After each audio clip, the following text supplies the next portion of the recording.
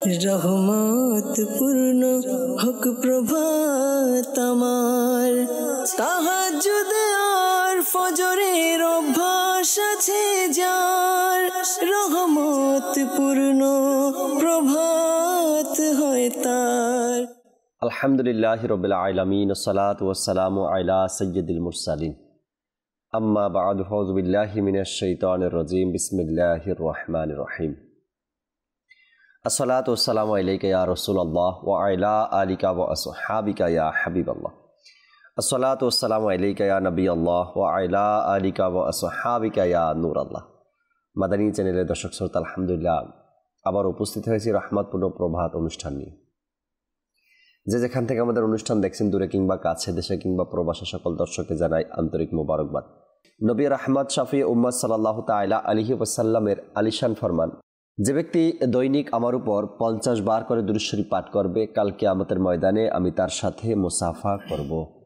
সাল্লু আলাল হাবিব সাল্লাল্লাহু তাআলা আলা মুহাম্মদ সাল্লাল্লাহু তাআলা আলাইহি ওয়াসাল্লাম। দর্শক শ্রোতা, রহমতপূর্ণ প্রভাত অনুষ্ঠানে কোরআনে পাকের তেলাওয়াত শুনবো, হামদে বারি তাআলা, নাতে রসুল মকবুল সাল্লাল্লাহু আলাইহি সাল্লাম। আর আজকে আলোচনা করার জন্য একটি বিষয় নিয়েছি।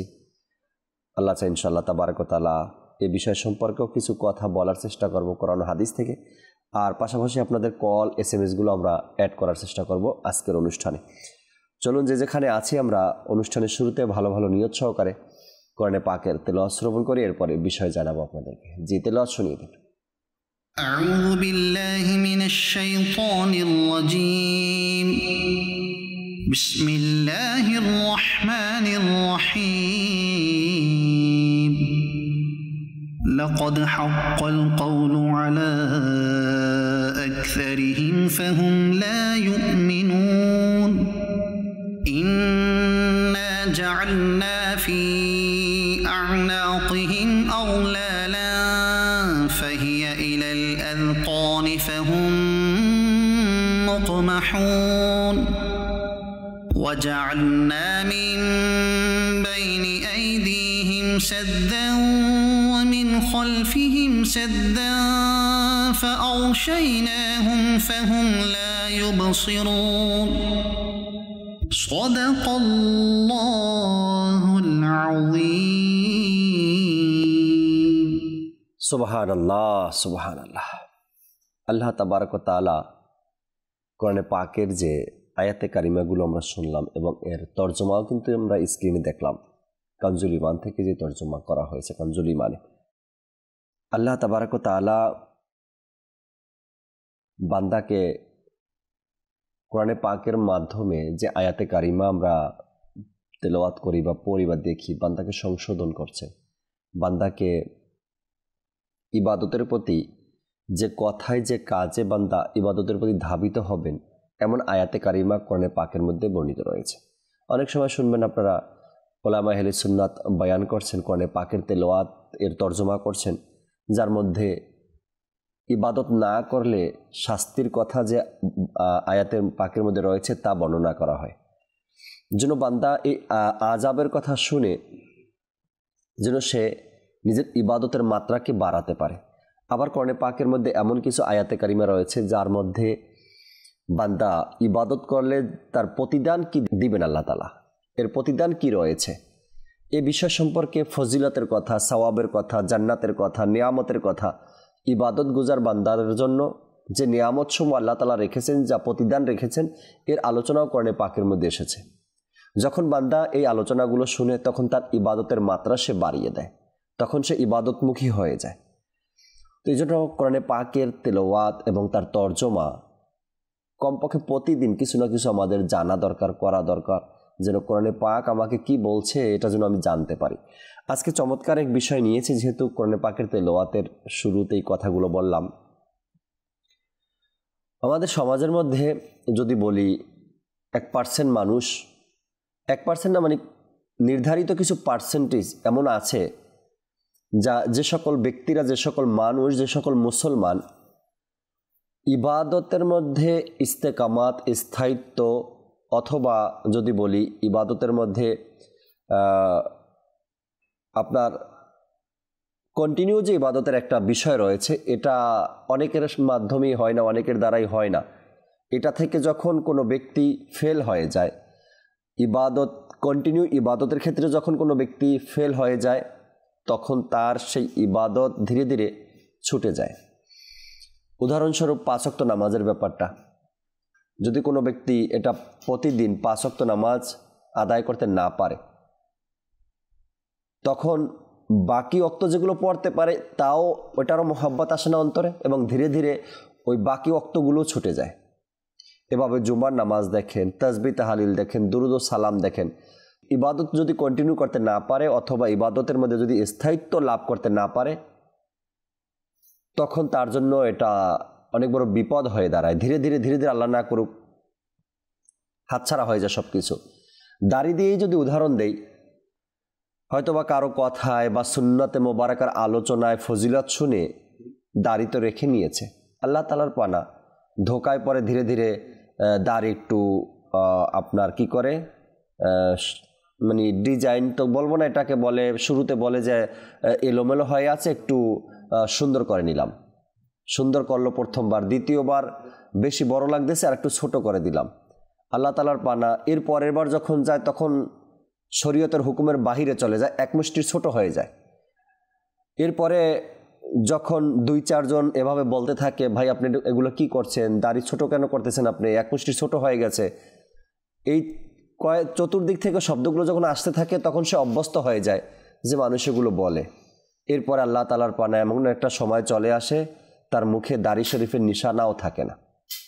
এই যে ধোঁকা এবং স্থায়িত্ব না থাকার কারণে তার জীবনে কত বড় এক ক্ষতি সে করে বসলো, এটা দুনিয়াতে সে ভাবতেও পারবে না, আখিরাতে এগুলো বুঝতে পারবে। আজকের বিষয় নিয়েছি ইবাদতে ইস্তেকামাত বা স্থায়িত্ব বা ইবাদত কন্টিনিউ কিভাবে করা যায়। রাসূল সাল্লাল্লাহু আলাইহি সাল্লাম এ ব্যাপারে কি ইরশাদে কারিমা করেছেন, কোরআনে পাকের মধ্যে কম ইবাদত বা হাদিসে মোবারকার মধ্যে অল্প ইবাদত কন্টিনিউ করার ব্যাপারে উৎসাহ এসেছে। আমি নিজের ইবাদতকে কিভাবে ধরে রাখতে পারি, হোক কম আমল, অল্প আমল করব, কিন্তু ধরে রাখবো কিভাবে, আর এর জন্য কোন কোন হাদিসগুলো আমাদের সবচেয়ে বেশি কাজে দিবে, কোন কোন আয়াতে কারিমা বেশি কাজে দিবে, কোন কোন মানুষের সংস্পর্শে থাকলে এই ইবাদতে ইস্তেকামাত স্থায়িত্ব আমরা পেতে পারবো, এই বিষয়গুলো নিয়ে আলোচনা করার চেষ্টা করবো। আজকে সাথে আমাদের লিয়াকত আত্তারি ভাই আছেন, আল্লাহ চাই ইনশাআল্লাহ তার থেকেও গুরুত্বপূর্ণ কিছু আলোচনা কথা আমরা আজকের প্রোগ্রামে আপনাদেরকে শোনানোর চেষ্টা করব। এর পূর্বে যাব নুরুল আমিন ভাইয়ের কাছে একটি হামদে বারি তাআলা শ্রবণ করি, এরপর আজকের বিষয় নিয়ে কন্টিনিউ আলোচনা করার চেষ্টা করব। জি নুরুল আমিন ভাই। সাল্লাল্লাহু আলাইকা ইয়া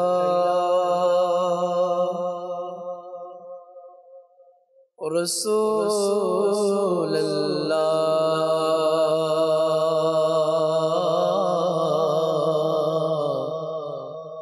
ওয়া সাল্লাম আলাইকা ইয়া হাবিব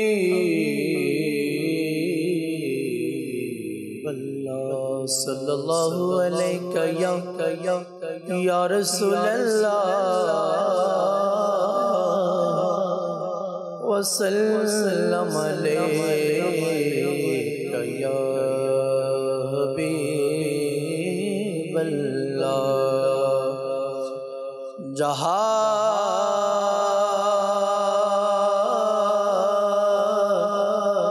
जिक्रे हबीब होता है वहाँ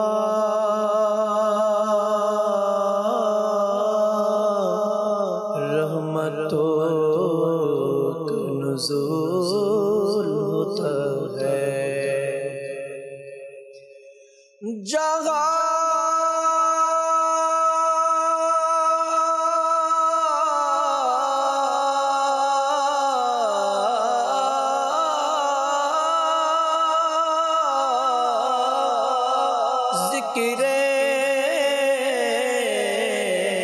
हबीब होता है वहाँ रहमतों का नुज़ूल होता है। पढ़िए सल्लल्लाहु अलैहि या रसूल وسلم علیکہ یا حبیب اللہ حق لا الہ الا اللہ لا الہ الا اللہ لا الہ الا اللہ لا الہ الا اللہ لا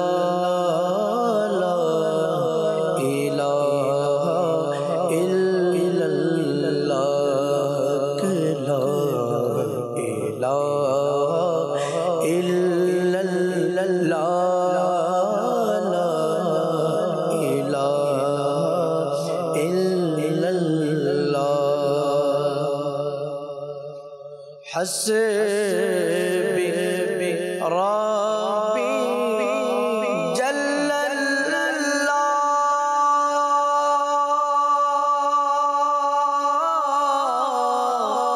ما فی قلبی غیر اللہ حسبی ربی جل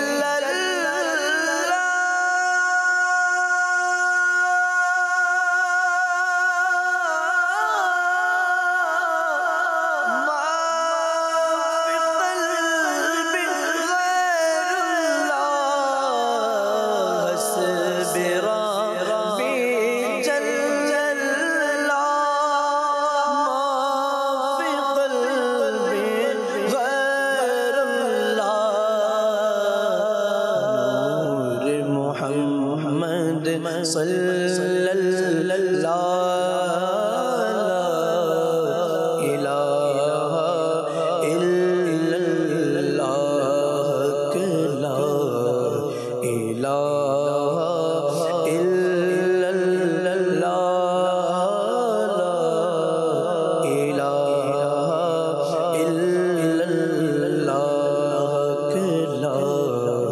الا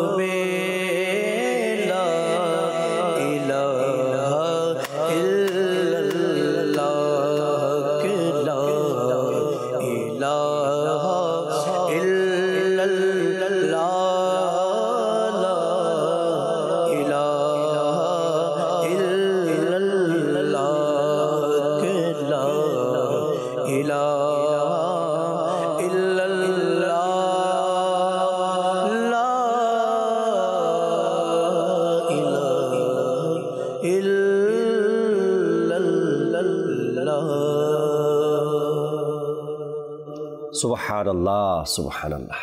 কোরআনে পাকের তেলাওয়াত শ্রবণ করা, আল্লাহ পাকের প্রশংসা, হামদ, জিকির পাঠ করা, আল্লাহ তাআলা বোঝার আমল করার তৌফিক দিক। আলোচনা করব আজকের যে বিষয় নিয়েছি, ইবাদতে ইস্তেকামাত বা স্থায়িত্ব লাভ করা। লিয়াকত ভাই থেকে শুরুতে কিছু আলোচনা শুনি, এরপরে ইনশাআল্লাহ তাআলা নাতে রাসূল মকবুল সাল্লাল্লাহু আলাইহি সাল্লামও শোনাবো আপনাদেরকে। আল্লাহ চাই। লিয়াকত ভাই কেমন আছেন আপনি? আলহামদুলিল্লাহ, আপনি কেমন আছেন? আলহামদুলিল্লাহ রাব্বিল আলামিন। মাঝে মধ্যে আল্লাহ তাআলার দয়ায় রহমতপূর্ণ প্রভাতে আপনার জিয়ারত হয়, দর্শক শ্রোতা দেখে আপনাকে, আল্লাহ পাক কবুল করে নিক।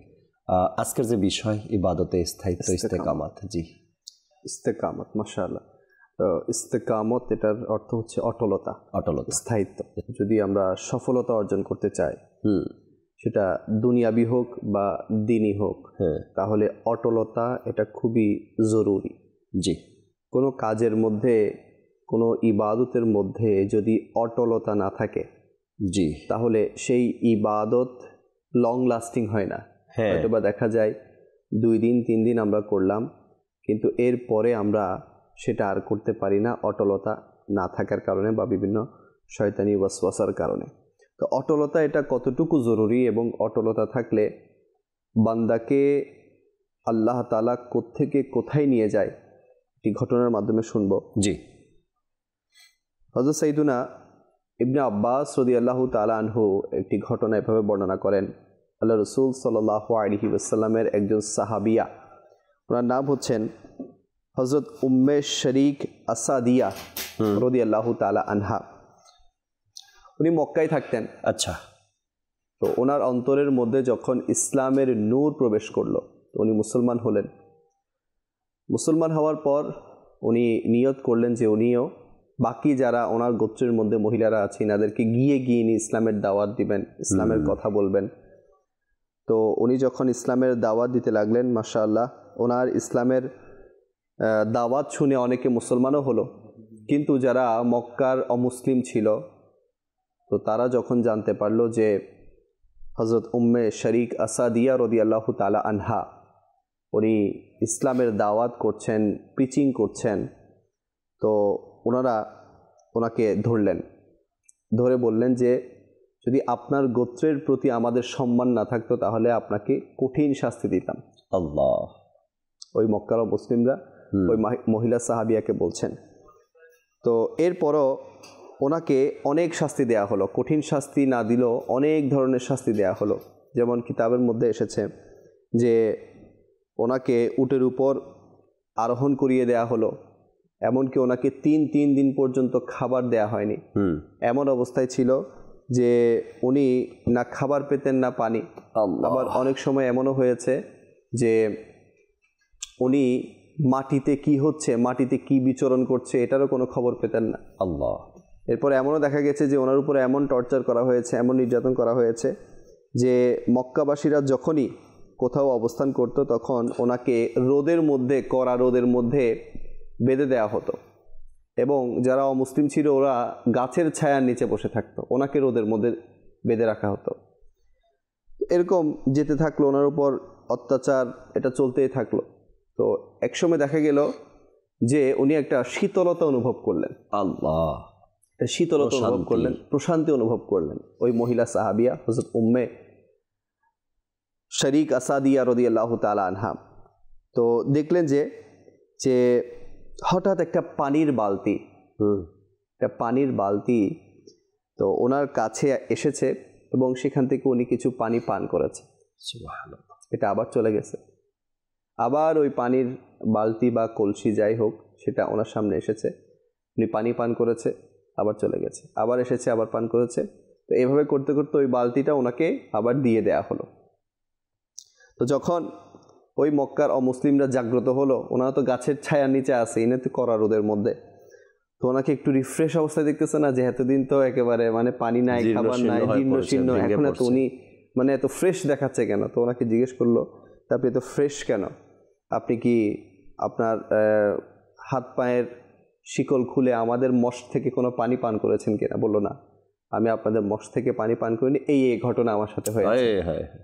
আচ্ছা, ওই মক্কার কাফিররা, ওই মক্কার অমুসলিমরা যখন দেখলো যে ওদের মস্কের মধ্যে ঠিক ওরকমই পানি ছিল যেরকম তারা রেখেছিল, তো ওনারা এটা মানতে বাধ্য হলো যে তোমাদের দিন আমাদের দিন থেকে উত্তম। জি, মহিলা সাহাবীকে বলতেছে যে তোমাদের দিন আমাদের দিন থেকে উত্তম। আল্লাহ আল্লাহ। যখন এটি কথা বলল তো তারা সবাই ওই মহিলা সাহাবিয়ার প্রতি উৎসাহিত হয়ে, ওই মহিলা সাহাবীর অটলতার উপর উৎসাহিত হয়ে তারা ঈমান আনয়ন করল। সুবহানাল্লাহ। তাহলে দেখেন অটলতার কেমন ফজিলত, অটলতার কেমন গুরুত্ব, যে আমরা যদি কোনো কিছুর উপর অটল থাকি না জাকির ভাই, জি, তাহলে দেখা যায় যে এটার প্রভাব আমাদের আশেপাশের মানুষের উপরও বিস্তার করে। যেমন আল্লাহ পাক কোরআনে পাকেই বলেছেন, যেমন উনি চাইলে মাযআল্লাহ উনি এমন বিপদের মধ্যে পড়েছে, যদি আল্লাহ না করুক, যদি উনি ঈমান থেকে খারিজ হয়ে বলে দিত যে ঠিক আছে আমাকে ছেড়ে দাও, আমি ঈমান ত্যাগ করছি বা বর্জন করছি, কিন্তু উনি কষ্ট সহ্য করতেছে, এরপরও অটল। জি, ঈমানের উপর অটল, ঈমানের উপর, ইসলামের উপর অটল। আর এটার ফজিলত আল্লাহ পাক বর্ণনা করেছেন সূরা তুল হামিম সিজদার মধ্যে আয়াত নাম্বার 30, যার বাংলা অনুবাদ হচ্ছে, নিশ্চয়ই ওই সব লোক যারা বলেছে আমাদের রব আল্লাহ, সুবহানাল্লাহ, অতঃপর সেটার উপর স্থির রয়েছে, অটল রয়েছে, জি, তাদের উপর ফিরিস্তা অবতীর্ণ হয় আর বলে, না ভীত হও এবং না দুঃখ করো, আনন্দিত হও এই জান্নাতের উপর যার সম্পর্কে তোমাদেরকে প্রতিশ্রুতি দেয়া হয়েছে। সুবহানাল্লাহ। তাহলে দেখেন, আমরা যদি আল্লাহকে রব মেনে নেই, রসুলকে নবী মেনে নেই, আর দিন ইসলামকে ধর্ম মেনে নেই, আর এটার উপরই অটল থাকি, আপনার উপর জাকির ভাই কষ্ট আসবে, দুঃখ আসবে, পেরেশানি আসবে, আপনি অটল যদি থাকেন এই বিষয়গুলোর উপর, আল্লাহর উপর একত্ববাদ, এটাও তো ইবাদত না? আজকে আমাদের বিষয় হচ্ছে ইবাদতে অটলতা, ইবাদতে ইস্তেকামত। তা আল্লাহর উপর ঈমান রাখা এটাও ইবাদত, নবীকে নবী মানা এটাও ইবাদত, দিন ইসলামকে ধর্ম মানা এটাও ইবাদত। এখন আমি যদি এগুলোর উপর স্থির থাকি, অটল থাকি, আল্লাহর ফরমান যে আল্লাহ ফেরেশতা নাজিল করে দেয়, ফেরেশতা অবতীর্ণ করে তার জন্য, কেন? তার কোনো দুঃখ থাকবে না, তার কোনো ভয় থাকবে না, ভীতি থাকবে না, এবং অবশেষে তাকে যে জান্নাতের প্রতিশ্রুতি করা হয়েছে তাকে সেই জান্নাতে প্রবেশ করিয়ে দেওয়া। অটলতার ফজিলতের ব্যাপারে আরও এসেছে, আমার নবী করিম সাল্লাল্লাহু আলাইহি ওয়াসাল্লাম ইরশাদ করেন, এটা কাজুল উম্মাল নামক কিতাবের মধ্যে হাদিসে পাক আমার নবী ইরশাদ করেন, তোমাদের পর ধৈর্যের যুগ আসবে, যে ব্যক্তি সেই যুগে দ্বীনের উপর অটল থাকবে, যে ব্যক্তি ওই যুগের মধ্যে, এখন যে যুগে আমরা আছি এই যুগে দ্বীনের উপর, দ্বীন ইসলামের উপর, শরীয়তের উপর অটল থাকবে, তাকে তোমাদের মধ্য থেকে 50 জন শহীদদের মর্যাদা দেয়া হবে। আল্লাহ আল্লাহ। এ ব্যাপারে আরো বলা হচ্ছে যে হযরত সুফিয়ান বিন আব্দুল্লাহ রাদিয়াল্লাহু তাআলা আনহু বর্ণনা করেন এই হাদিসে পাক, উনি বলেন যে আমি নবী করিম সাল্লাল্লাহু আলাইহি ওয়াসাল্লামের দরবারে আরজ করলাম, আমাকে ইসলামের এমন কোনো বিষয় সম্পর্কে বলে দিন যেন আমার আর কারো নিকট কোনো প্রশ্ন করার প্রয়োজন না পড়ে, এমন কোনো বিষয় আমাকে বলেন। তখন নবী করিম সাল্লাল্লাহু আলাইহি ওয়াসাল্লাম ইরশাদ করলেন, কুল আমানতু বিল্লাহি সুম্মা ইসতাকিম, অর্থাৎ আমি আল্লাহ পাকের প্রতি ঈমান এনেছি, অতঃপর তাতে অটল থাকো। সুবহানাল্লাহ। আমার নবী বলতেছেন এটার পর আর তোমাকে কোনো কিছু নিয়ে প্রশ্ন করতে হবে না, কারো কাছে কোনো প্রশ্ন করতে হবে, অটল থাকো, শুধু অটল থাকো, ইবাদতের উপর অটল থাকো, রিয়াজতের উপর অটল থাকো, আল্লাহকে আল্লাহ মেনে নিয়ে অটল থাকো, তাহলে তোমার আর কোনো কিছু দরকার নেই। তাহলে অটলতার এটাই ফজিলত। সুবহানাল্লাহ, আল্লাহু আকবার। যদি আমরা দুনিয়াবি ক্ষেত্রে দেখি, একজন ছাত্র তার রেজাল্ট খুবই খারাপ থাকে, লেখাপড়াও খুবই খারাপ, যদি ওই ছাত্রটা কন্টিনিউ ক্লাসে আসে, প্রতিদিন আসে, কখনো কোনো ক্লাস মিস দেয় না, ধীরে ধীরে ধীরে ধীরে ধীরে ধীরে আস্তে আস্তে আস্তে আস্তে ভালো স্টুডেন্ট যারা ছিল তারা কন্টিনিউ না আসার কারণে, ক্লাস ঠিকমতো না করার কারণে, ওই যে শেষ বেঞ্চে যেই ছাত্রটা বসতো, যার রেজাল্ট আগে খুবই খারাপ ছিল, একটা দিন টিচার তার প্রশংসা করে, তোমার মেধাশক্তি কম, কিন্তু তুমি প্রতিদিন ক্লাস করার কারণে, অর্থাৎ কন্টিনিউ থাকার কারণে তোমার মধ্যে সেই অর্জন হয়েছে, যেটা ফার্স্ট বেঞ্চে যারা বসতো বা যাদের লেখাপড়ার মেধাশক্তি যাদের ভালো ছিল। অর্থাৎ অটল থাকার কারণে অনেক কিছু হয়, অনেক কিছু পাওয়া যায়, সেটা দুনিয়াবি হোক বা আখেরাতে হোক। কোনো ব্যক্তি ব্যবসা করে, ব্যবসায়িক যারা আছে তাদের সাথে পরামর্শ করেন অটলতা নিয়ে, দেখবেন তারাও বলবে যে ব্যবসাটার নীতি আছে। যখন আপনি শুরু করবেন কোনো ব্যবসা, প্রথম বছর আপনাকে এটাই মন মানসিকতা বানিয়ে নিতে হবে আমার লাভের জায়গায় লস হবে।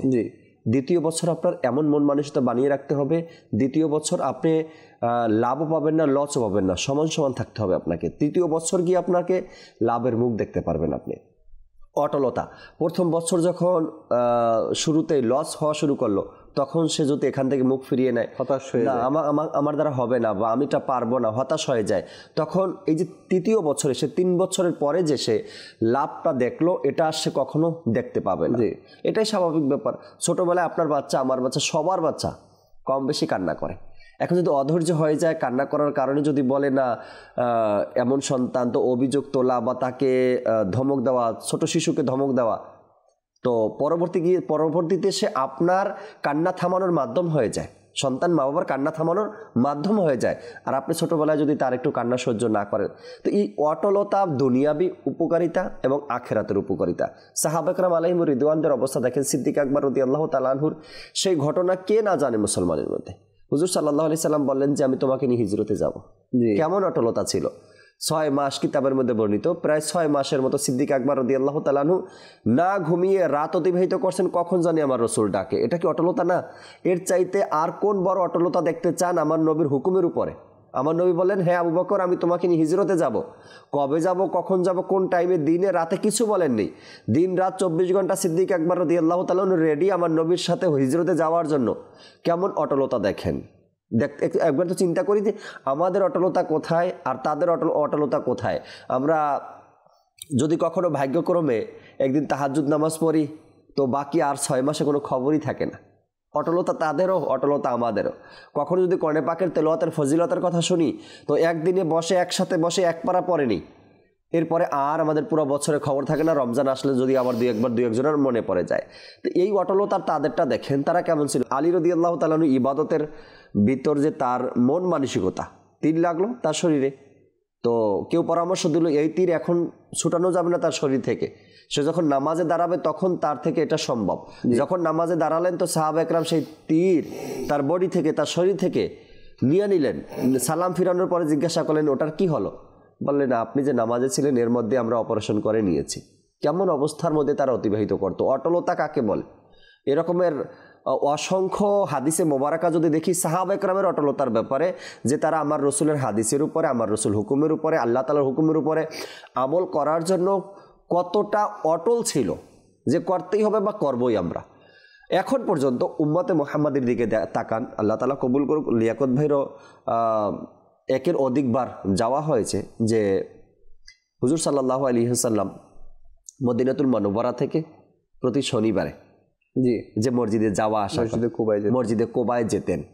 আজও পর্যন্ত আশিক যারা আমার নবীর এই আমলের উপরে অটল, যারা যায়, যারা জানে, তারা প্রতি শনিবারে ওই সুন্নতে মোবারকা আমল করে। কিভাবে? আমার নবী পায়ে হেঁটে গিয়েছেন। এখন তো সুব্যবস্থা যাওয়ার, তাই না?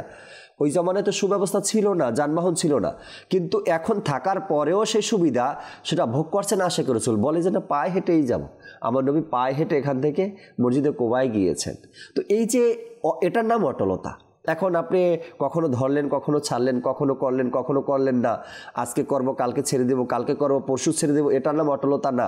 আপনি অল্প আমল করেন, প্রতিদিন আপনি 50 বারই দুরূদ শরীফ পাঠ করেন, কিন্তু কন্টিনিউ করেন। আর এই 50 বার দুরূদ শরীফ পাঠ করাটাই যদি হাদিসে পাকের অনুযায়ী আমল হয়, যে আল্লাহ পাক যদি কবুল করেন, কাল কিয়ামতের ময়দানে আমার নবী আপনার সাথে মুসাফা করবে, তাই না? তো অল্প আমল করেন, কিন্তু কন্টিনিউ করতে হবে, আপনাকে ধারাবাহিকতার সাথে করতে হবে। কখনো মিস করা যাবে না, কখনো হাতছাড়া করা যাবে না এই আমলটাকে। তো এই আমলের উপরে, ইবাদতের উপর ইস্তেকামাত বা স্থায়িত্ব, অটলতা, এটা আমাদেরকে অর্জন করতে হবে। বাকি আলোচনা আরও শুনবেন ইনশাআল্লাহ তাআলা। একটি নাতে রাসূল মকবুল সাল্লাল্লাহু আলাইহি ওয়াসাল্লাম শুনি নুরুল আমিন ভাই থেকে। আল্লাহ চাই এরপর দর্শকের কিছু কলও নেওয়ার চেষ্টা করবেন ইনশাআল্লাহ তাআলা। জি নুরুল আমিন ভাই। আমি নগণ্য, আমি গুনাহগার, আমি নগণ্য, আমি গুনাহগার, কে করব বয়ান প্রশংসা তোমার। আমি নগণ্য, আমি গুনাহগার, আমি নগণ্য, আমি গুনাহগার, কি করব বয়ান প্রশংসা তোমার। দিলেন খোদা মোর সকল ক্ষমতা,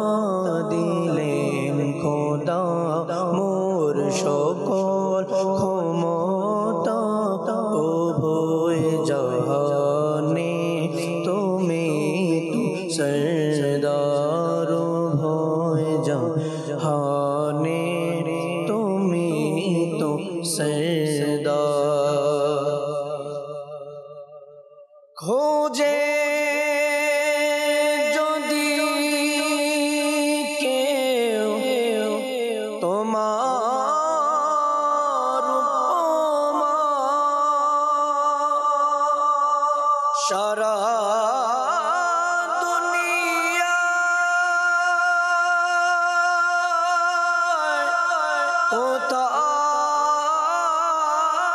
পাবে না সারা দুনিয়া কোথাও পাবে না তোমারি তোরে হলো দো জাহান তোমারি তোরে হলো দো জাহান তোমারি তোরে হলো দো জাহান কিভাবে পাবো উপমা তোমার আমি নগণ্য আমি গুনাহগার আমি নগণ্য আমি গুনাহগার কিভাবে পাবো উপমা তোমার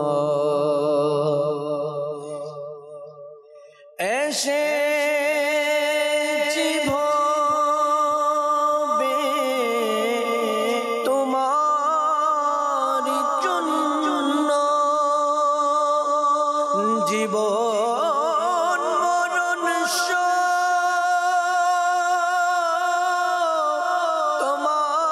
তোমার জন্য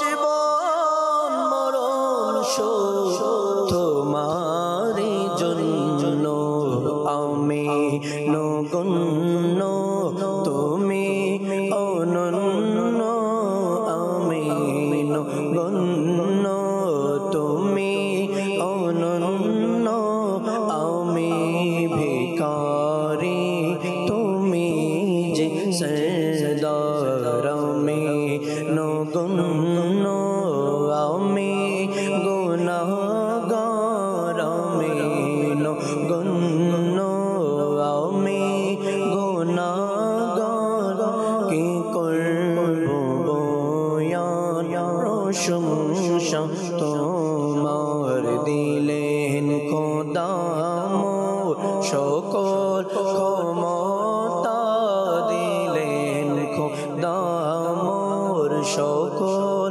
ক্ষমতা উভয় জহানে তুমি যে সদা हमको छिड़के नौना मदनी मदीने वाले प्रेम शोधापन को रवना मदनी मदीने वाले हमको छिड़के नौना मदनी मदीने वाले प्रेम शोधापन को रवना मदनी मदीने वाले যখন হবে তোমার দিদার যখন হবে তোমার দিদার যখন হবে তোমার দিদার তখনই দেখবে আমার আমি নগণ্য আমি গুনাহগার কি করব বয়ান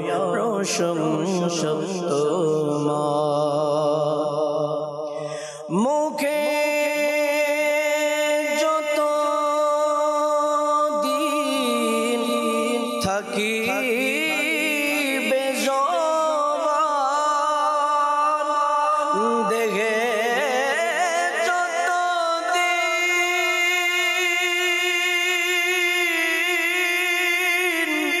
থাকি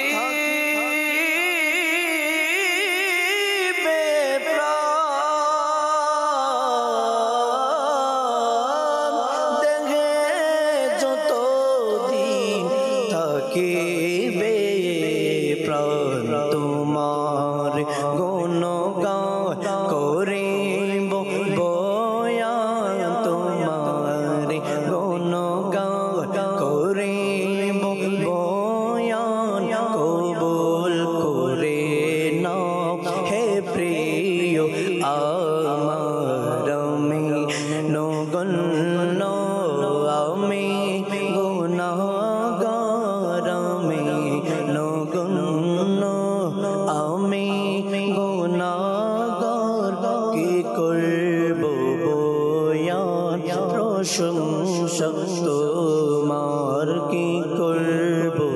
বয়া প্রশংসা তোমার। আল্লাহ সুবহানাল্লাহ। আল্লাহ পাক আমাদেরকে যতক্ষণ পর্যন্ত এই বডিতে রুহু আছে ততক্ষণ পর্যন্ত যেন নবী করিম সাল্লাল্লাহু আলাইহি সাল্লামের প্রতি ভালোবাসা, ভক্তি, শ্রদ্ধা, শান যেন আমাদের জবানে জারি থাকে। আল্লাহ তাআলা সে তৌফিক আমাদেরকে দান করুক। যাব দর্শকের কিছু কল শুনবেন ইনশাআল্লাহ তাআলা, এরপরে আবার আলোচনায় ফিরব আল্লাহ চাই। জি, কল শুনিয়ে দিন। আমার নাম মোহাম্মদ তৈজুর রহমান। আমি আপনাদের মাদানী চ্যানেলটা দেখে আপনাদের প্রোগ্রামগুলো আমার ভালো লাগে। আপনারা আমার জন্য দোয়া করবেন। আল্লাহ পাক আপনাকে ভালো রাখুক, সুস্থ রাখুক, সবসময় মাদানী চ্যানেলের সাথেই থাকবেন। পরবর্তী কল দেন। আমার নাম আমিন। আমি একটা নাচ শুনতে চাই। আমারই মনে এই বাসনা। আমারই মনের এই বাসনা, কেমনে যাব মদিনা। শোনাব ইনশাআল্লাহ তাআলা। নুরুল্লাহের সাথে আছেন, অবশ্যই আপনার অনুরোধ আমরা পূরণ করার চেষ্টা করব। পরবর্তী কল দেন। আমি ফরিদপুর জেলা থেকে বলছি। মাদানী চ্যানেলের অনুষ্ঠান রহমতপূর্ণ প্রভাত খুবই সুন্দর একটি অনুষ্ঠান, যেটা আমরা প্রতিদিনই দেখি। আল্লাহ তাআলা এই অনুষ্ঠানকে বরকত দান করুক। আল্লাহ তাআলা এই অনুষ্ঠান সহ অন্যান্য অনুষ্ঠানগুলোও যেন আমরা সবাই দেখতে পারি। আল্লাহ তাআলা সে তৌফিক দান করুক। আপনাদের অভিমতগুলো শুনছিলাম, চমৎকার কিছু। মাদানী চ্যানেলের এই যে এত প্রশংসা আপনাদের জবানে, আপনাদের মুখে বা আপনাদের কল ফিডব্যাক যে আমরা পেয়ে থাকি, এর পিছনে আপনাদের বড় সহযোগিতা রয়েছে। আপনাদের অনেক সাপোর্ট আছে বিদায়ী আজকে মাদানী চ্যানেল এত প্রশংসায় পুরো দেশের মানুষ প্রশংসা করছে মাদানী চ্যানেলের। আর সেই সহযোগিতা, সেই সাপোর্টটা কি আর্থিকভাবে। আমি অনুরোধ করব মাদানী চ্যানেলে যারা মাসিক চাঁদা দিচ্ছেন বা মাসিক ডোনেশন দিচ্ছেন, আপনাদেরকে বলবো কন্টিনিউ করতে থাকেন। ওই যে আজকের বিষয়ে অটলতার সাথে আপনার দানগুলো মাদানী চ্যানেলকে দিতে থাকেন। অনেক লোক আছে, অনেক ইসলামী ভাই, ইসলামী বোন আছেন যারা বাৎসরিক দেন, আপনাদেরটাও দিতে থাকেন। অনেক আছে জাকাতের টাকা জমা করান, তো জাকাতের নাম্বারে কল করে জাকাতের টাকা আপনি জমা করান। এরপরে অনেকে নফল দান অনুদান দিচ্ছেন আমাদেরকে। আপনাদের দান অনুদানের হার আরও বাড়িয়ে দিতে হবে, দান অনুদানের সংখ্যা বাড়িয়ে দিতে হবে, আরও একটু অগ্রসর হতে হবে। দিন দিন যেভাবে করে আপনার সংসারে খরচ বাড়ছে, তেমনিভাবে কিন্তু মাদানী চ্যানেলের খরচও প্রতিদিন বাড়ছে। এর মধ্যে একটা উদাহরণ যদি এভাবে দেই, যে স্টাফ আছে, হয়তো আপনারা শুনেছেন এর আগেও যে মাদানী চ্যানেলের অল স্টাফের কথা যদি বলি, প্রায় 800-র মতো বা 900-র মতো হবে। বাৎসরিক স্যালারি বাড়ানোর যে একটা হিসাব নিকাশ প্রত্যেকটা কোম্পানিতে থাকে, সেটা যদি মাদানী চ্যানেলও হয়, 800 কর্মচারী বা 900 এমপ্লয়ের যদি 1000 করে বাড়ে, দেখেন কত লাখ টাকা বেড়ে গেছে। তো এই জন্য বলবো আপনাদের দান অনুদানের সংখ্যাটা বাড়াতে। আগে যদি আপনি 5000 টাকা দিতেন মাসে, তো অনুরোধ আপনার কাছে, চাইলে আপনি 10,000 করে দেন ইসালে সবের উদ্দেশ্যে বা ব্যবসা বাণিজ্যে বরকতের জন্য, বা যে কোনো ভালো নিয়ত সহকারে আপনি মাদানী চ্যানেলকে দিন। আল্লাহ চাই ইনশাআল্লাহ তাআলা এর প্রতিদান অবশ্যই আপনি দুনিয়াতেও পাবেন, আখিরাতেও পাবেন। জি, পরবর্তী কল দেন। ইয়াসানুল ইসলাম, গাজীপুর থেকে বলছি। আমি একটি নাচের আসর শুনতে চাই। সোনার মদিনা, প্রাণের মদিনা। এই নাচটি শুনিয়ে দিলে অনেক খুশি হব। সোনার মদিনা আমার প্রাণের মদিনা শোনাবো, সাথেই থাকবেন ইনশাআল্লাহ তাআলা। পরবর্তী কল। মোহাম্মদ আব্দুর রহিম, মাদানী চ্যানেলের রহমতপূর্ণ প্রভাত অনুষ্ঠান, এটি খুবই ভালো একটা অনুষ্ঠান। অনেক কিছু শেখা যায় এটা থেকে, আমি দেখি মাশাআল্লাহ।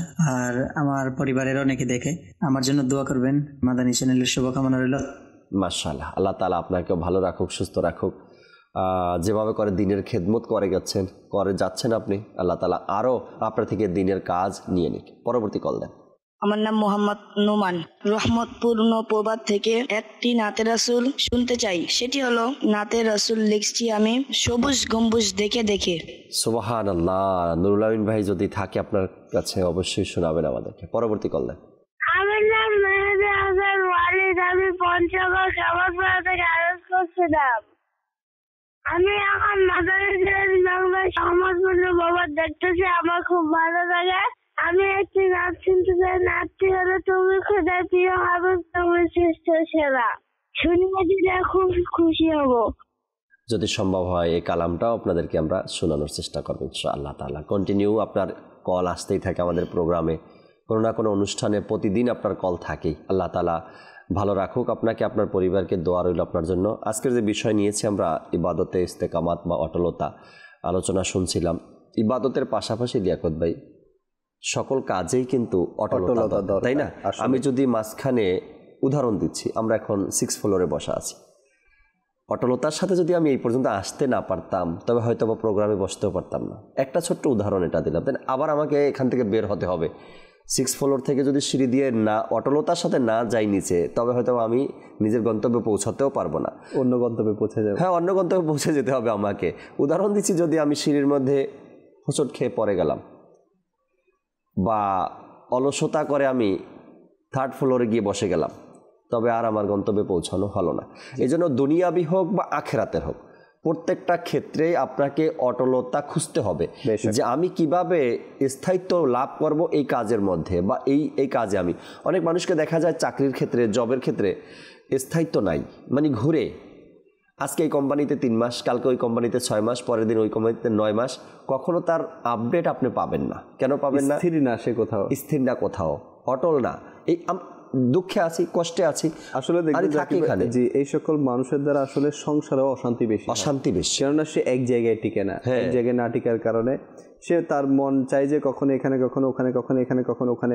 তো অটলতা না থাকলে না, ধরেন আপনার রুজি রোজগারের বিষয় আছে, জি, এখন হঠাৎ করে আপনি একদিকে ছেড়ে দিলেন, তো আরেকদিকে হঠাৎ তো এগুলোতে এমন না যে আমি চাইলাম আমার হাতে চলে আসলো, রুজি রোজগারের বিষয়টা এমন না। এটার জন্য প্রচেষ্টা করতে হয়, চেষ্টা করতে হয়। তো এই জন্য দুনিয়াবি ক্ষেত্রে যেটা জাকির ভাই মাশাআল্লাহ আপনি বলছেন যে আমাদেরকে খুব সতর্কতার সাথে অটল থাকতে হবে, সেটা পড়ালেখার হোক। যেমন আপনি যদি পড়ালেখার, অনেকের বার্ষিক পরীক্ষা হয়, ফাইনাল ইয়ার হয়, ফাইনাল পরীক্ষা হয়, এখন আপনি যদি পুরো বছর আপনি না পড়েন, অটল না থাকেন পড়ার মধ্যে, তাহলে লাস্ট দিন গিয়ে আপনি পরীক্ষার আগের দিন গিয়ে কি পড়বেন, কি পরীক্ষা দিবেন?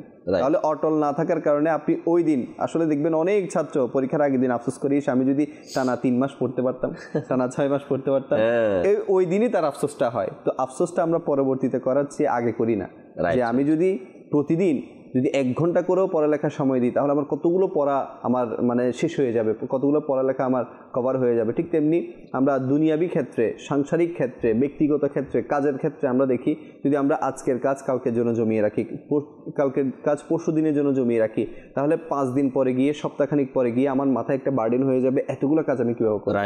আপনি যদি কাজের মধ্যে অটলতা থাকতো আপনার, এবং অলসতা যদি আপনি না করতেন, তাহলে আপনাকে গিয়ে আফসোস করতে হতো না। অটলতার নাম হচ্ছে আসলে কন্টিনিউয়াসলি, হ্যাঁ, আপনি ধারাবাহিকভাবে আপনি যে কাজ জারি রাখবেন, সেটাই হচ্ছে অটলতা। আর দুনিয়ার চাইতে তো দিনের কাজগুলোতে অটলতা অনেক বেশি দরকার, কেননা গুনাহ আমাদের দ্বারা অনেক বেড়ে যাচ্ছে, গুনাহ আমাদের দ্বারা অনেক হচ্ছে। তো গুনাহ থেকে বেঁচে থাকা কন্টিনিউয়াসলি, এটার নাম হচ্ছে অটলতা। অনেকে মনে করে, জাকির ভাই মাশাআল্লাহ আমিরুল সুন্নাত অনেক সময় বলে যে অমুক ব্যক্তি আকাশে উড়ে, অমুক ব্যক্তি পানিতে হাঁটে, তো এগুলোকে মানুষ কারামত মনে করে। তো আসল কারামত কি?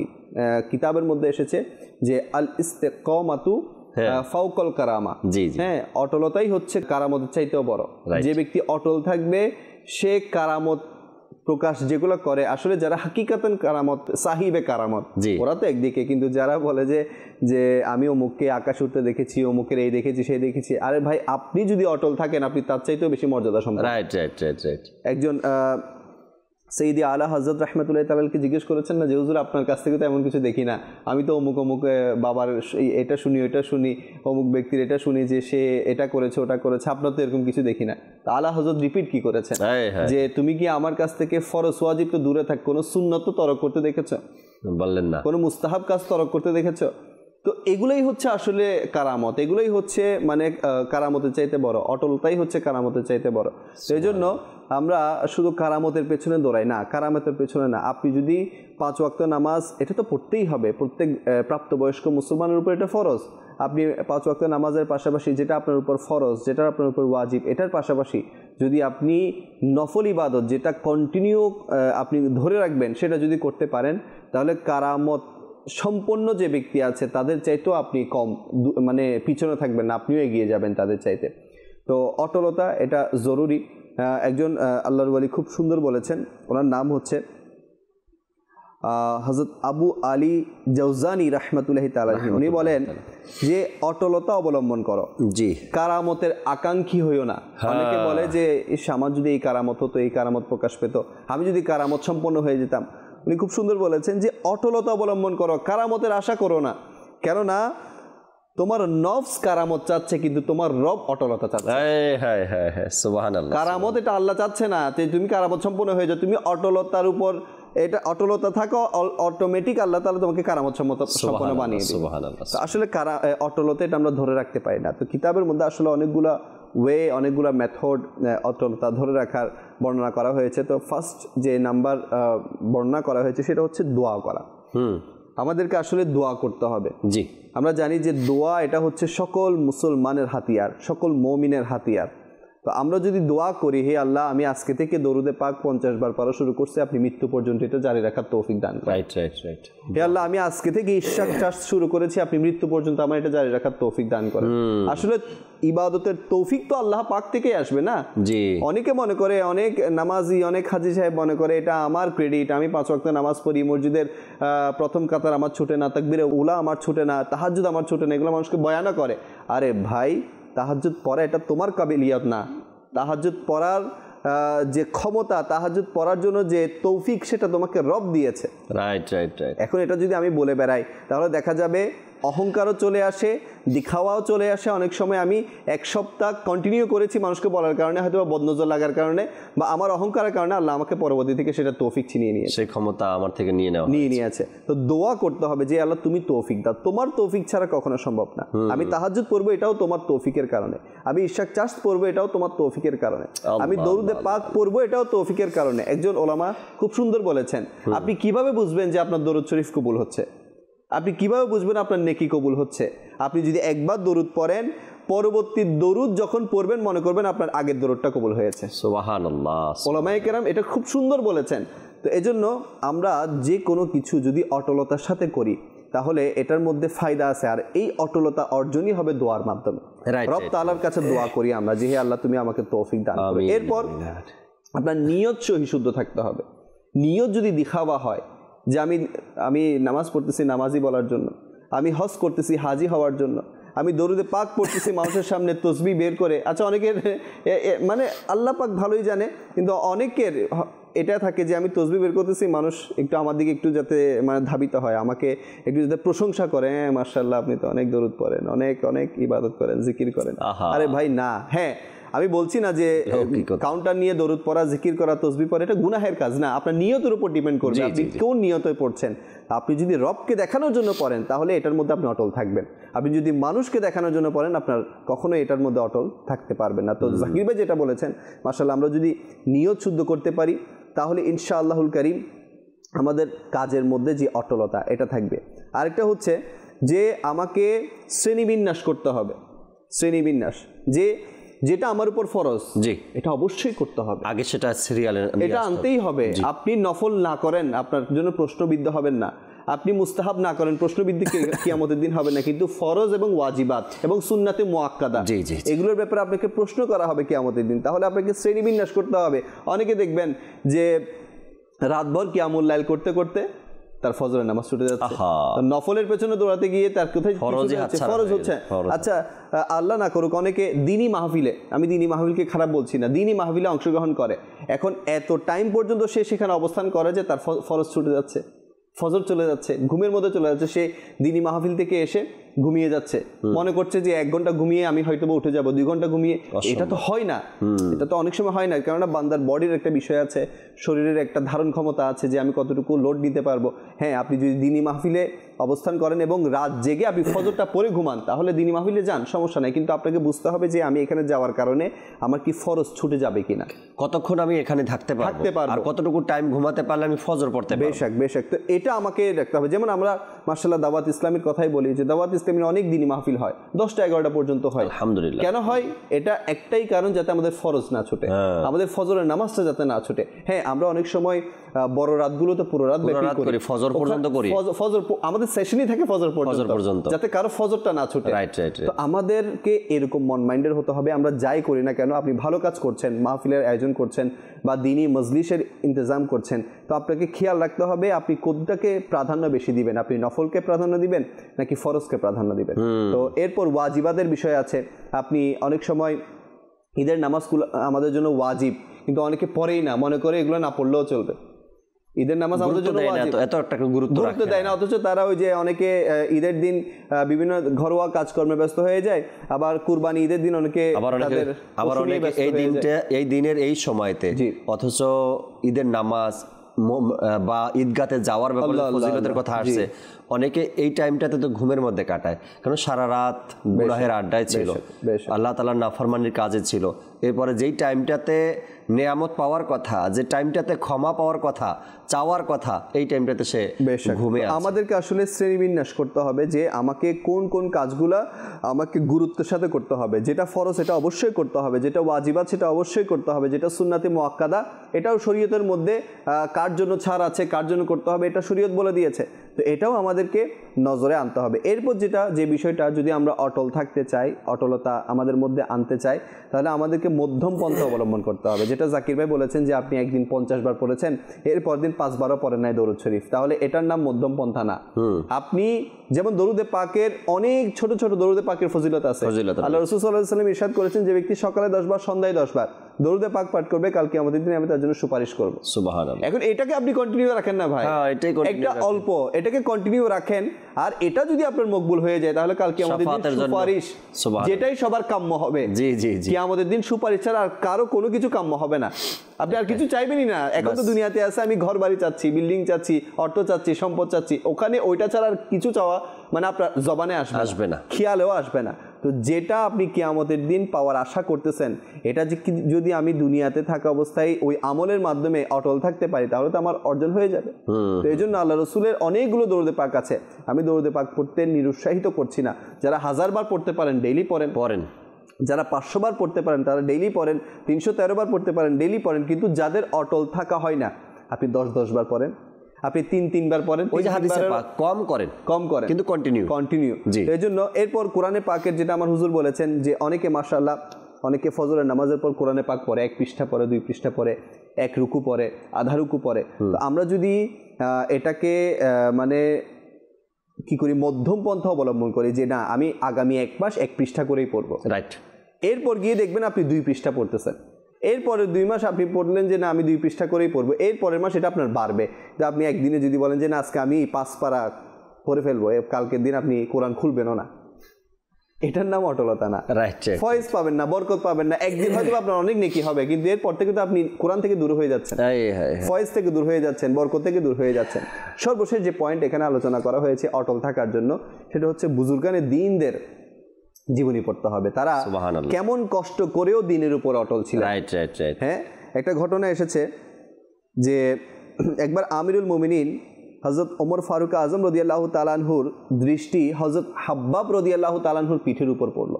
আচ্ছা, তো তিনি দেখলেন যে ওনার পুরো পিঠটা সাদা সাদা দাগের চিহ্ন, আঘাতের চিহ্ন, সাদা সাদা আঘাতের চিহ্ন। আল্লাহ আল্লাহ। ওমর ফারুক আজম রাদিয়াল্লাহু তাআলা আনহু জিজ্ঞেস করলেন, হে হাব্বাব, তোমার পিঠে এই চিহ্ন কিসের, এই ক্ষতের চিহ্ন কিসের? তো উনি জবাব দিলেন যে হে আমিরুল মুমিনিন, আপনি কি এই ক্ষত সম্পর্কে জানেন না, এই দাগ সম্পর্কে আপনি জানেন না? এটা তখনকার কথা যখন আপনি খোলা তরবারি নিয়ে রসুল পাক সাল্লাল্লাহু আলাইহি ওয়াসাল্লামকে শহীদ করার জন্য দৌড়াচ্ছিলেন। আল্লাহ। তখন আমার অন্তরে নবীর ভালোবাসা ছিল। যখন আপনি নবীরকে শহীদ করার জন্য দৌড়াচ্ছিলেন, আমার অন্তরে তখন নবীর ভালোবাসা ছিল। তখন অমুসলিমরা আমাকে আগুনের জ্বলন্ত কয়লার উপর চিৎ করে শোয়াই দিল। আমার পিঠ থেকে এত চর্বি বের হলো যে চর্বির কারণে সেই কয়লা ঠান্ডা হয়ে গেছে। আল্লাহ আল্লাহ, কয়লা নিভে গিয়েছে। তো উনি ঘন্টাখানিক বেহুশ ছিলেন, কিন্তু আল্লাহ পাকের শপথ, যখন আমার হুশ ফিরে আসলো তখন আমার সর্বপ্রথম মুখ থেকে বের হলো লা ইলাহা ইল্লাল্লাহু মুহাম্মাদুর রাসূলুল্লাহ সাল্লাল্লাহু আলাইহি ওয়াসাল্লাম। আমিরুল মুমিনিন ফারুক আজম রাদিয়াল্লাহু তাআলা আনহু কাঁদতে কাঁদতে বললেন, হে হাব্বাব, জামা তুলো, আমি তোমার এই পিঠের জিয়ারত করব। সুবহানাল্লাহ। এই পিঠ কতই না মুবারক, যা রাসূলের ভালোবাসার কারণে আগুনে পোড়ানো হয়েছে। তাহলে দেখেন, ইনারা আগুনে পুড়েছে, লাঠির আঘাত খেয়েছে, পাথরের আঘাত খেয়েছে, তরবারি দ্বারা অনেকে ক্ষত বিক্ষত হয়েছে, কিন্তু দিন ছাড়ে নাই, অটলতা। তো আলহামদুলিল্লাহ আমরা অনেকে দিনের দায়ী, অনেকে কি যারাই মুসলমান তারাই দিনের দায়ী। রাইট। ইমাম গাজ্জালী রাহমাতুল্লাহি তাআলা আলাইহিকে কেউ প্রশ্ন করলো, ইমাম গাজ্জালী রাহমাতুল্লাহি তাআলা আলাইহিকে বললেন, ইয়া সাইয়্যিদি, অটলতা কাকে বলে? ওনাকে প্রশ্ন করলেন অটলতা কি বা অটলতা কাকে বলে। উনি অটলতা নিয়েই বয়ান করতেছিলেন কোথাও। তখন তিনি চমৎকার এক উত্তর দিলেন, বললেন অটলতা কি দেখতে চাও? উনি উদাহরণ যেভাবে কিতাবের মধ্যে আসছে, শুকনা সিজন যখন আসে না আমাদের দেশে, বৈশাখ মাস যখন আসে, হয়তো গ্রামগঞ্জে আমারও যাওয়া হয়, আপনিও যান, যারা বিশেষ করে গ্রামে বসবাস করে তারা দেখবে বৈশাখ মাসে বা এর আগে 2-1 মাস এরকমের সময়, যদিও বা বর্ষাকালে আমাদের রাস্তা থাকে মেইন রোড চলাফেরার জন্য, কিন্তু শুকনার দিনের রাস্তা থাকে ক্ষেতের মাঝখানে যেটা মেঠো পথ থাকে, জি জি জি, ওখান থেকে। তো ইমাম গাজালি রাহমাতুল্লাহি তাআলা উদাহরণ দিচ্ছেন, অটলতা কি দেখতে চাও?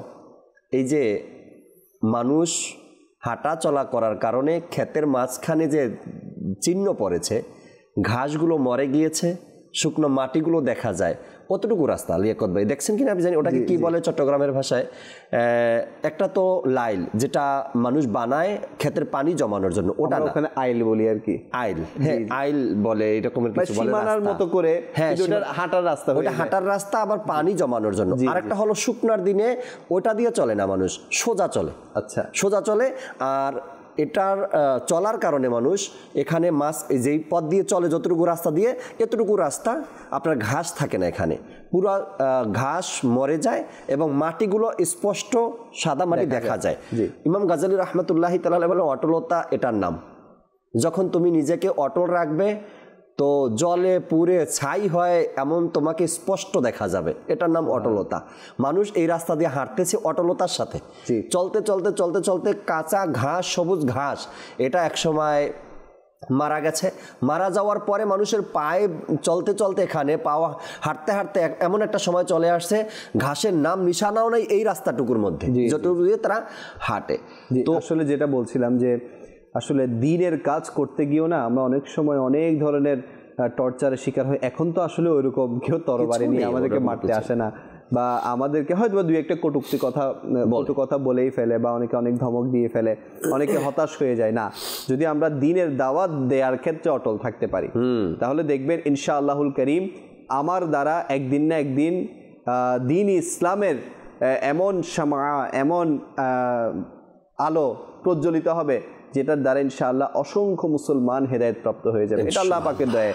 আমাদেরকে অটল থাকতে হবে, দ্বীনের কাজে অটল থাকতে হবে। দ্বীনের কাজে অটল থাকলে এই যে যেমন আমরা নূহ আলা নবীনা ওয়া আলাইহিস সালাতু ওয়াস সালাম, উনি তো আল্লাহ তাআলাকে বলতে পারতেন আল্লাহ আমি আর পারবো না, 950 বছর দাওয়াত দেওয়ার কি দরকার ছিল? উনি বলতে পারতেন এই আল্লাহ আমি পারতেছি না, 100 বছর দাওয়াত দিয়ে হয়তো আল্লাহকে বলতে পারতেন, কিন্তু না, উনি জারি রেখেছেন। আল্লাহ পাক ওনাকে যতটুকু হায়াত দিয়েছেন ততটুকু হায়াতের মধ্যে উনি দিনের দাওয়াত জারি রেখেছেন। রাইট, হয়তো বা 40 জন হয়েছে, 50 জন হয়েছে, 80 জন হয়েছে, যতজনই হয়েছে সংখ্যায় অনেক কম, কিন্তু উনি জারি রেখেছেন। রাইট, তো এটার মধ্যেই বরকত।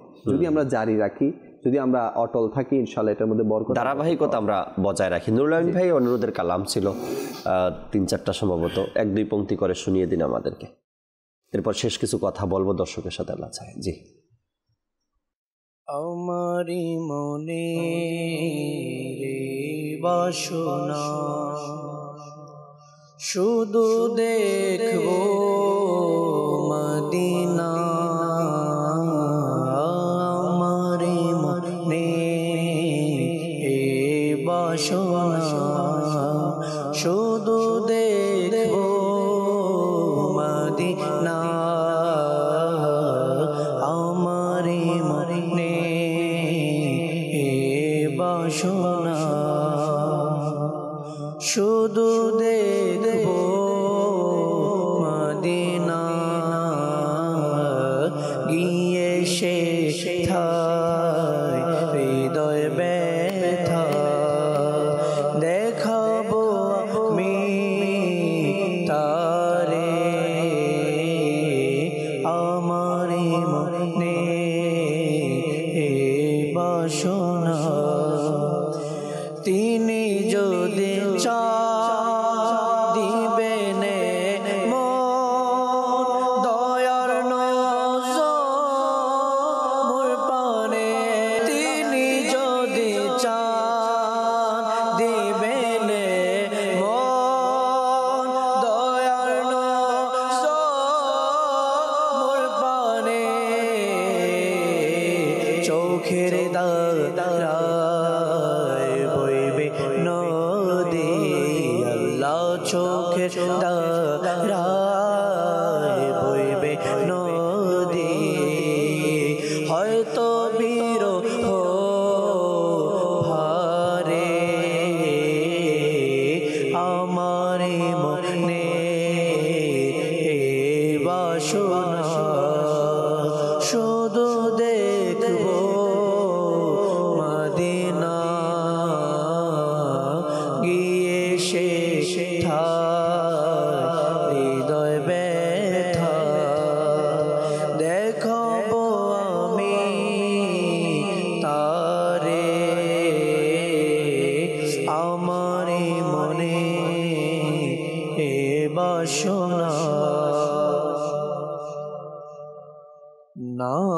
তেরা সোলি চিয়ামি সবুজ গুম্বজ দেখে দেখে নাতে রসুলি চিয়ামি নাতে রসুলি চিয়ামি সবুজ ওই গুম্বজ দেখে মসজিদে নববীতে না মরহবা সাল্লে আলা মসজিদে নববীতে এলা মরহবা সাল্লে আলা হয়ে গেল মুখে জারি হয়ে গেল মুখে জারি সবুজ ওই গুম্বজ দেখে নাতে রসুলি চিয়ামি সবুজ গুম্বজ দেখে দেখে অন্তরে মোর খুশির জোয়ার স্বস্তি পেল মন আমার অন্তরে মোর খুশির জোয়ার স্বস্তি পেল মন আমার চোখ জোড়ালো ও ধোমেরো চোখ জোড়ালো ও ধোমেরো সবুজ গুম্বজ দেখে দেখে না তেরা সুর লিখছি আমি সবুজ গুম্বজ দেখে দেখে সোনারে মদিনা আমার প্রাণের মদিনা সোমার সোনারে মদিনা আমার প্রাণের মদিনা সব ভুলিব কিন্তু তোমায় ভুলতে পারি না সব ভুলিব কিন্তু তোমায় ভুলতে পারি না ভুলিনি ভুলব না ভুলিনি ভুলব না ভুলতে পারি না সব ভুলিব কিন্তু তোমায় ভুলতে পারি না সব ভুলিব কিন্তু তোমায় ভুলতে পারি না এসে বিনা তুমি চিনি হলো কোনের দেশ বড়ই মারা যে ছিল তোমার পরিবেশ এসে বিনা তুমি চিনি হলো কোনের দেশ বড়ই মারা যে ছিল তোমার পরিবেশ এসে বিনা তুমি ছিলে হলো কোনের দেশ বড়ই মারা যে ছিল তোমার পরিবেশ আসবে নামে তুমি ছিলে হলো কোনের দেশ বড়ই মারা যে ছিল তোমার পরিবেশ নবীর ছোঁয়ায় পেয়ে তুমি শাহে মদিনা নবীর ছোঁয়ায় পেয়ে তুমি সোনার মদিনা সব ভুলিব কিন্তু তোমায় ভুলতে পারি না মদিনা সব ভুলিব কিন্তু তোমায় ভুলতে পারি না মদিনা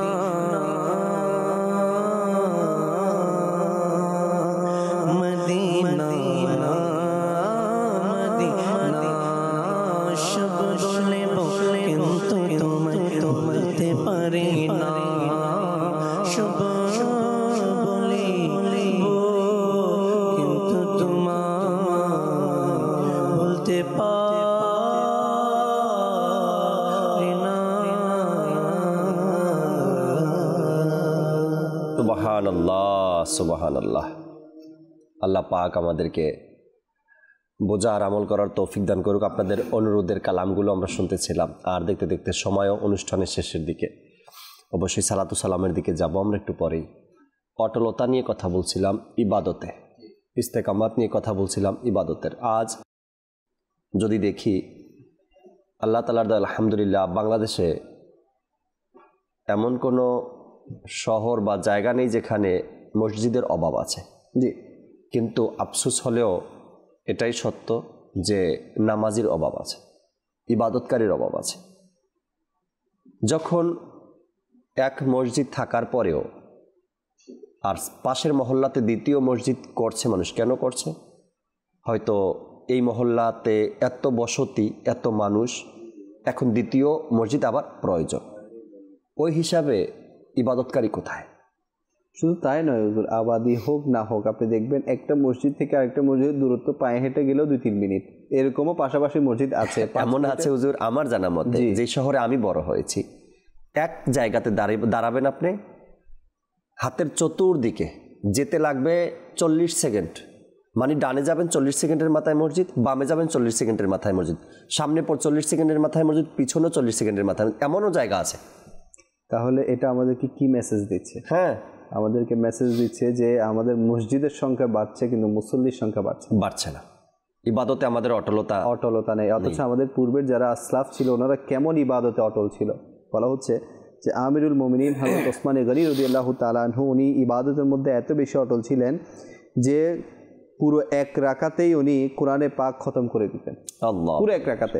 এরপর বলা হচ্ছে সাইয়্যিদুনা ইমামে আজম, আমাদের ইমাম, আমাদের মাযহাবের ইমাম, জি জি, এর কম কথা বলার প্রতি এত বেশি অটলতা অর্জন হয়েছে যে কখনো শত্রুরও গীবত করে নাই। এটাকে বলে অটলতা। আজকে আমরা মানে বলতেই থাকি কারো গীবত, কারো চগলখড়ি, কারো পরনিন্দা, কিন্তু উনি শত্রুর পর্যন্ত গীবত করতেন না। হুজুর গৌসে পাকের কথাই নিয়ে নেন, যিনি 40 বছর পর্যন্ত ইশারের ওযু দিয়ে ফজরের নামাজ আদায় করেছেন। এটা অটলতা না হলে আর কি অটলতা হবে? বলা হচ্ছেন আসওয়াদ বিন ইয়াজিদ রাহমাতুল্লাহি তাআলা আলাইহি প্রতিদিন 1000 নফল নামাজ অটলতার সাথে পড়তেন, দাঁড়িয়ে পড়তেন, অপারগ হয়ে গেলে বসে বসে পড়তেন।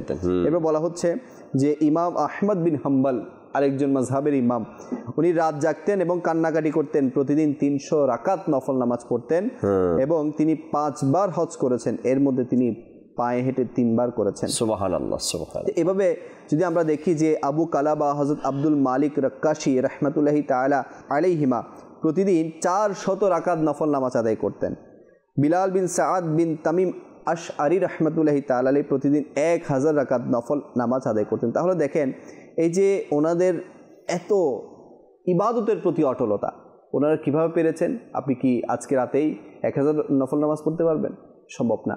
এটার জন্য আপনাকে চেষ্টা করতে হবে, ধীরে ধীরে জারি রাখতে হবে। তাহলে আপনি প্রথম দিন 10 রাকাত, এরপর 50 রাকাত, এরপর 100 রাকাত, এরপর 1000 রাকাতের দিকে যেতে পারবেন। ওনারা তো আলা বালা মাকামের, তো এই জন্য ওনারা যেটা ধরেছে সেটা অটলতার সাথে ধরেছেন।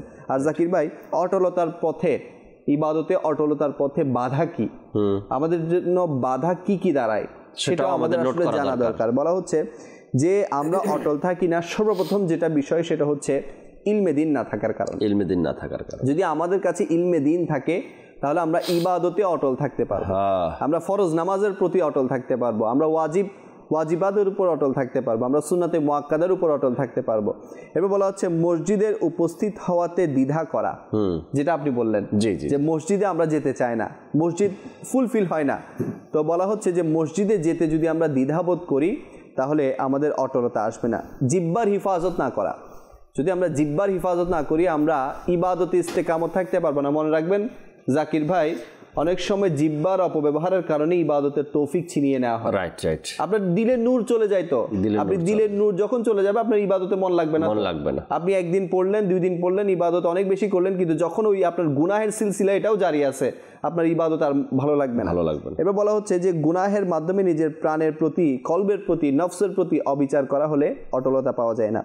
বদমাযহাব, গুরুত্বপূর্ণ পয়েন্ট, বদমাযহাব, ফাসিক এবং যারা ফাজির, এসব লোকের কাছে যদি আমরা উঠা বসা করি, এদের কাছে যদি যাওয়া আসা করি, তাহলে আমরা কখনোই ইবাদতে অটল থাকতে পারবো না। এরপর বলা হচ্ছে নফসের চাহিদার স্বাদ অর্জন করার লোভ যেটা আছে, এটাও আমাদেরকে অটল থাকতে দেয় না।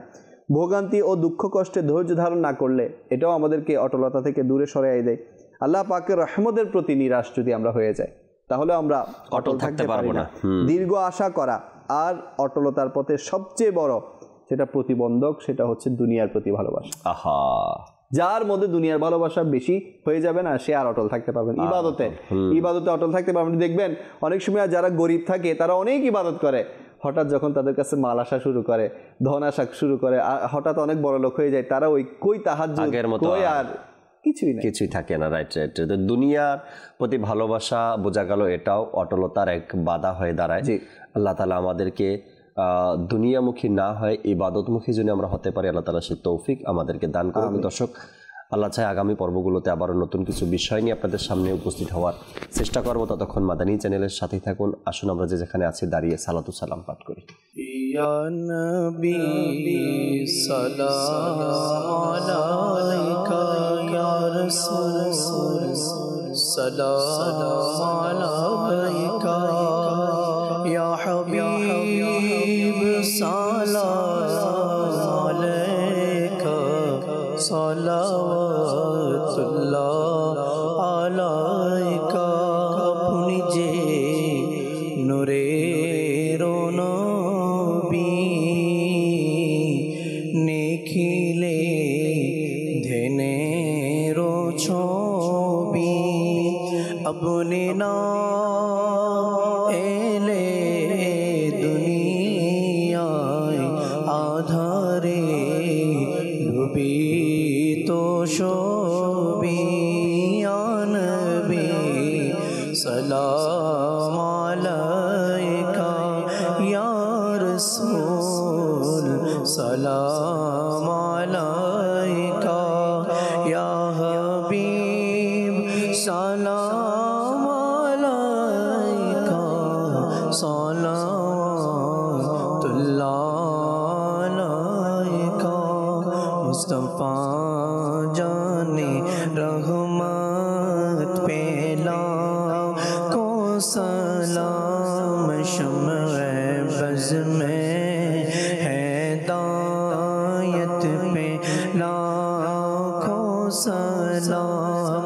गौसे आज़म इमामतों का पन्नों का जलवाए, शाने कुदरत पे लाखों सलाम। ख्वाजाए ख्वाजे गान ख्वाजा गरे बेने बाज स्माइनो दीनो मिल्लात पे लाखों सलाम। डाल दी कल्बों में यज़्माते मुस्तफ़ा सय्यदी आला हज़रत पे लाखों सलाम। फज़ से जिनके लाखों नमाज़ी बने, फज़ से जिनके लाखों इमाम में सजे, उसया मेरे अहले सुन्नत पे लाखों सलाम। मुस्तफा जाने रहमत पे लाखों सलाम। शम्ए बज़ में हिदायत पे लाखों सलाम। सलातु वस्सलामु अलैका या रसूलल्लाह, सलातु वस्सलामु अलैका या हबीबल्लाह, সুবহানাকা আল্লাহুম্মা ওয়া বিহামদিকা লা ইলাহা ইল্লা আনতা আস্তাগফিরুকা ওয়া আতুবু ইলাইক সুবহানাকা আল্লাহুম্মা ওয়া বিহামদিকা লা ইলাহা ইল্লা আনতা আস্তাগফিরুকা ওয়া আতুবু ইলাইক সুবহানাকা আল্লাহুম্মা ওয়া বিহামদিকা লা ইলাহা ইল্লা আনতা আস্তাগফিরুকা ওয়া আতুবু ইলাইক। আসসালাতু ওয়াসসালামু আলাইকা ইয়া নবী আল্লাহ ওয়া আলা আলিকা ওয়া আসহাবিকা ইয়া নূর আল্লাহ লা ইলাহা ইল্লাল্লাহু মুহাম্মাদুর রাসূলুল্লাহ সাল্লাল্লাহু তাআলা। রহমত পূর্ণ হোক প্রভাত আমার, তাহাজ্জুদ আর ফজরের অভ্যাস আছে যার, রহমত পূর্ণ প্রভাত হয় তার।